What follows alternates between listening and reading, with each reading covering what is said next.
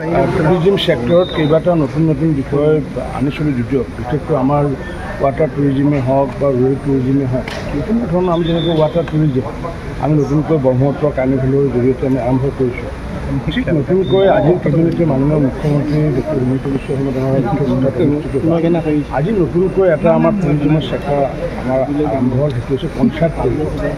আৰু এই কনচাৰ্ট টুৰিজিমটো ইতিমধ্যে মাননীয় মুখ্যমন্ত্ৰী ডাঙৰীয়াই অনুমোদন জনাই নহয়, ইতিমধ্যে 8 ডিচেম্বৰ তাৰিখে ঘোষণা কৰিছে, যাৰ কাৰণে আমি অত্যন্ত আমি সুখী। কাৰণ কিয় যিহেতু আমাৰ বিভিন্ন অন্য ৰাজ্যলৈ গুচি যায়, কাৰণ কিয় এনেকুৱা ইণ্টাৰনেশ্যনেলি ৰেপুটেড যি কনচাৰ্ট, সেই কনচাৰ্টৰ অনুষ্ঠান আমি অসমত নপতাৰ বাবে মেঘালয় হওক বা অৰুণাচলেই হওক বা নাগালেণ্ডেই হওক এনেকুৱাকৈ তেনেকৈ বিভিন্ন ধৰণৰ টুৰিষ্টৰ ফ্ল'টো হয়।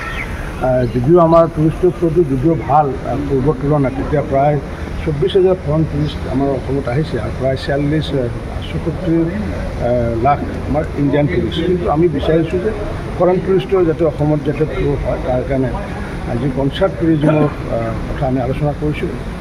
সেইটো আজি মাননীয় মুখ্যমন্ত্ৰী ডাঙৰীয়াৰ অধ্যক্ষতাত আজি অনুমোদন জনোৱা হৈছে। মই ভাবোঁ ইণ্টাৰনেশ্যনেলি মই ভাবোঁ যে কনচাৰ্ট যেতিয়া ফেষ্টিভেল আৰম্ভ হ'ব বা টুৰিজিম আৰম্ভ হ'ব, মই ভাবোঁ যে মিনিমাম অন্ততঃ 10,000 আমি বিদেশৰ পৰা পৰ্যটক আমি পাবলৈ সক্ষম হ'ম। এইটো অসমবাসীৰ কাৰণে আজিৰ কেবিনেটত এটা উল্লেখযোগ্য আমাৰ কাৰণে খবৰ, আৰু এইটো পৰ্যটক বিভাগৰ মন্ত্ৰী হিচাপে মই মুঠতে আনন্দিত। ঠিক আছে।